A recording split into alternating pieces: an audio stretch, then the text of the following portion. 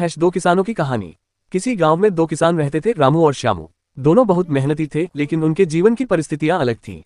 रामू के पास 10 एकड़ की उपजाऊ जमीन थी और वह दिन रात खेत में काम करता।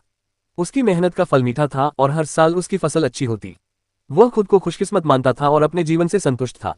श्यामू दूसरी ओर बहुत गरीब था। उसके पास केवल 2 एकड़ जमीन थी, जो काफी कठिन थी। उसके खेत में घास फूस और पत्थर भरे रहते थे और उसकी फसल अक्सर कमजोर होती थी।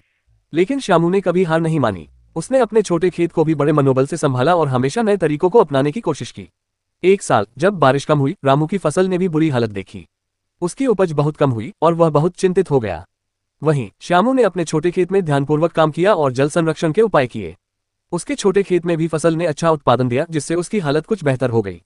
जब रामू ने श्यामू की फसल को देखा तो उसे अपनी गलती का एहसास हुआ। उसने श्यामू से सलाह ली और समझा कि मेहनत के साथ साथ सही तकनीक और योजना भी जरूरी होती है। दोनों ने मिलकर खेतों के काम में एक दूसरे की मदद करना शुरू किया और धीरे धीरे गांव के अन्य किसानों को भी मदद दी। समय बीतने के साथ दोनों किसानों की मेहनत और सहयोग ने गांव में बदलाव लाया। रामू ने अपनी उपज बढ़ाई और श्यामू की जिंदगी में सुधार आया। दोनों ने सिखाया कि संघर्ष और मेहनत का सही दिशा में इस्तेमाल ही सफलता की कुंजी है। ये कहानी हमें सिखाती है कि चाहे परिस्थितियां कैसी भी हों, धैर्य और सही प्रयास से हम किसी भी चुनौती का सामना कर सकते हैं।